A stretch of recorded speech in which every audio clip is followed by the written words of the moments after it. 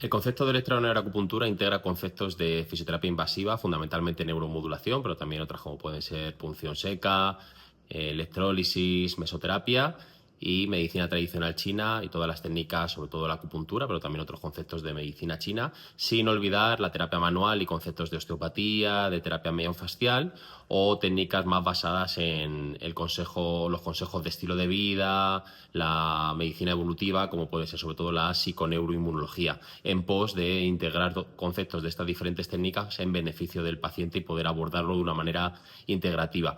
Dentro de esta fusión desarrollamos un protocolo único y específico para intentar abordar la problemática del paciente de una manera multimodal.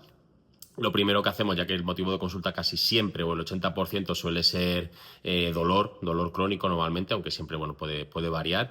Lo primero es un tratamiento local, por supuesto, basándonos en las relaciones neuroanatómicas entre el sistema nervioso periférico, central, sistema nervioso autónomo y los meridianos y puntos de acupuntura. Es decir, para nosotros los meridianos y puntos de acupuntura serían una manera metafórica de expresar el recorrido del sistema nervioso y el tejido fascial, ¿no? Serían landmarks, zonas de referencia a partir de las cuales palpar o a partir de las cuales poner nuestro ecógrafo y poder abordar de una manera más directa, más rápida el sistema nervioso periférico.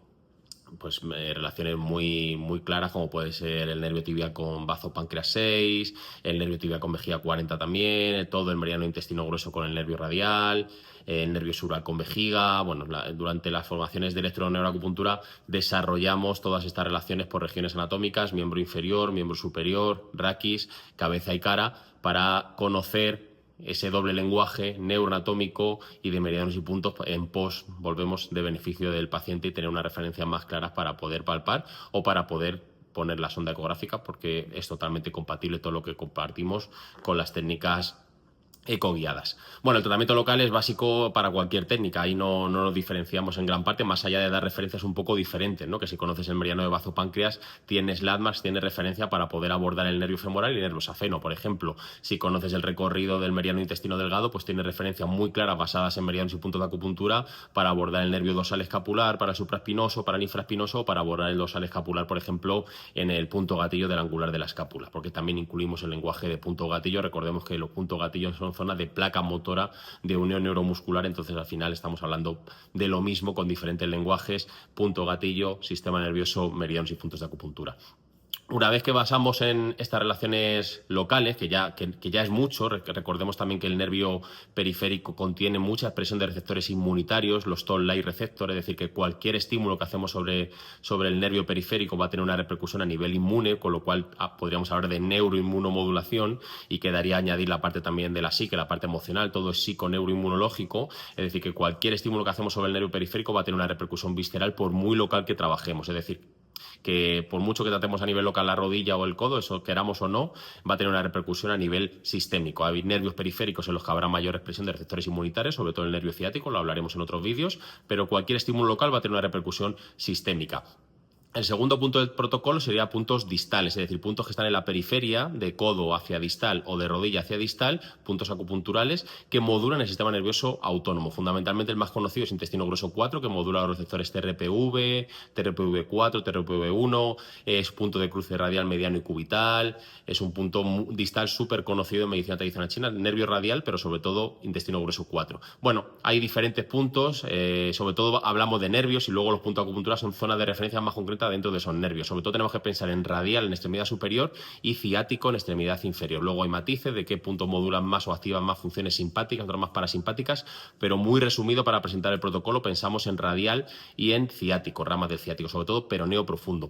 Esto quiere decir que después de un tratamiento, por ejemplo, del hombro a nivel local, trabajando el supraescapular, el axilar, haciendo estímulos con el acutens, con el pointer, podemos tener una última parte de la sesión en la que estimulamos los puntos distales y combinamos los puntos distales sin electro.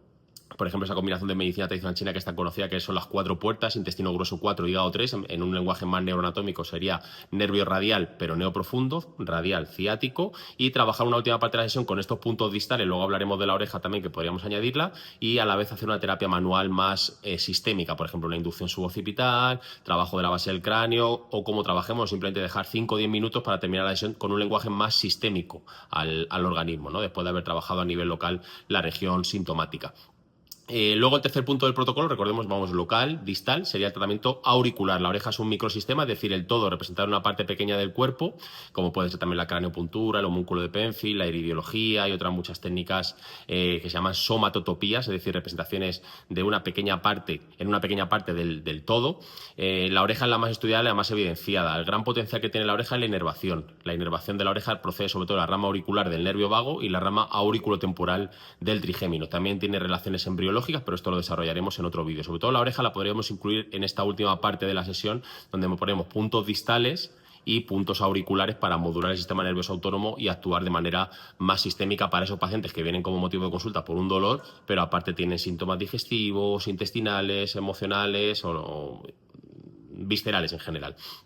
El cuarto punto del protocolo sería el abordaje segmentario o segmento metamérico, que sería trabajar a nivel medular, la salida, por así decirlo, del nervio que luego vamos a trabajar a nivel periférico. Es decir, si tenemos un problema de rodilla, pues aparte de trabajar la rodilla y trabajar el nervio femoral, pues sabemos que el nervio femoral emerge a nivel metamérico en L2, L4. Pues en algún momento de nuestra sesión o de nuestro rango de sesiones, de 3 a 5 sesiones, marcarnos un camino para no solo trabajar a nivel local, pues poder trabajar esos niveles L2, L4. Aquí hay diferentes opciones que también desarrollaremos en otros vídeos. Podemos trabajar niveles metaméricos comodines, hay unos niveles comodines en miembro superior que son T1, T5, de ahí procede inervación vascular vegetativa de toda la extremidad superior, y T10 a L2 procede inervación vascular vegetativa de la extremidad inferior. Es decir, tenemos dos niveles o dos grupos de niveles, uno para extremidad superior y otro para extremidad inferior, para poder abordar a nivel metamérico. Es decir, tengo un problema de hombro, de codo, de mano, pues trabajo aparte a nivel local, distal, puedo trabajar los niveles metaméricos de T1 a T5. Es decir, de ahí proceden todos los nervios que van a inervar al vaso sanguíneo, al folículo piloso, la glándula sudorípara, inervación vascular vegetativa, ortosimpática. Y lo mismo en miembro inferior de T10 a L2. Podemos ser un poquito más específicos y trabajar, como hemos comentado ahora, los niveles específicos del nervio que estoy trabajando en la patología. Pues si tengo un problema de rodilla, trabajo el femoral. Si tengo una pubalgia, trabajo el hilo inguinal, entonces nace de L1. Si tengo una epicondilalgia, trabajo el radial, trabajo C5, T1, es decir, trabajo los niveles del nervio que está más implicado en la lesión. Otra opción sería trabajar los niveles que estén sensibilizados. Puedo hacer palpaciones y buscar apofisalgias, niveles metaméricos sensibilizados o facilitados, como se decía antiguamente. Y la cuarta opción sería trabajar a nivel de plexos, es decir, saber de qué plexo procede cada nervio que estoy trabajando a nivel periférico y poder trabajar el plexo lumbar, psoas, para los nervios de T12 a L4, o el plexo sacro a través de los agujeros sacros o en otros puntos de acupuntura para los nervios que nazcan de L4 a S4. Ese sería el trabajo metamérico. Luego está la parte visceral, que como siempre decimos es un poco complicarnos la vida a nivel egoísta como terapeutas, porque ya bastante tenemos con pinchar bien, con saber localizar el nervio, con saber el punto de acupuntura asociado, con buscar la respuesta idónea a nivel local, como para además preguntarle al paciente cómo va al baño, cómo duerme, bueno, toda la complejidad de la parte visceral. Pero sabemos que la película universal de la patología crónica hoy en día tiene que ver con una inflamación de bajo grado y con un sistema inmune egoísta, como dice el doctor Leo Pryman. Hablaremos de esto más adelante. Entonces, no abordar esa parte, ese contexto de sistema inmune alterado que está generando una inflamación de bajo grado y esa parte visceral asociada al síntoma, es faltar a la realidad clínica y no atender a una de las patas de la mesa. Entonces, en la parte visceral podemos tanto hablar de puntos viscerales, integrando conceptos de osteopatía, de miofascial con puntos de acupuntura, a nivel metamérico, hablando de viscerotomas y demás, y también integrar conceptos de psiconeuroinmunología, sobre todo conceptos estímulos horméticos, de volver al sistema inmune a un funcionamiento más evolutivo, por así decirlo, ¿no? Conectar con lo que somos otra vez como especie, volver a ser humanos y recomendar al paciente estímulos estresores agudos y de corta duración para activar la mitocondria y quitar recursos a ese sistema inmune para que deje de seguir inflamando de manera crónica, ¿no? Y podríamos hablar del ayuno intermitente, de la exposición intermitente al frío, de la exposición intermitente al calor, del ayuno seco, de la hipoxia, de la hipercapnia, que podemos combinar como consejo de estilo de vida a nuestros pacientes. Bueno, este es el protocolo que proponemos, integrando todas estas técnicas que hemos dicho al principio: tratamiento local, tratamiento distal, auricular, segmentario y visceral. No quiere decir que en todas las sesiones hagamos todo, pero sí tener un plan en 3-5 sesiones y poder integrar, abordar al paciente de una manera multimodal y acercándonos a ese contexto de patología crónica actual que está basado en un desajuste entre el texto y el contexto, es decir, entre lo que somos como especie, nuestro genoma y el estilo de vida que llevamos. Bueno, todo esto y mucho más en nuestro concepto de electroneuroacupuntura.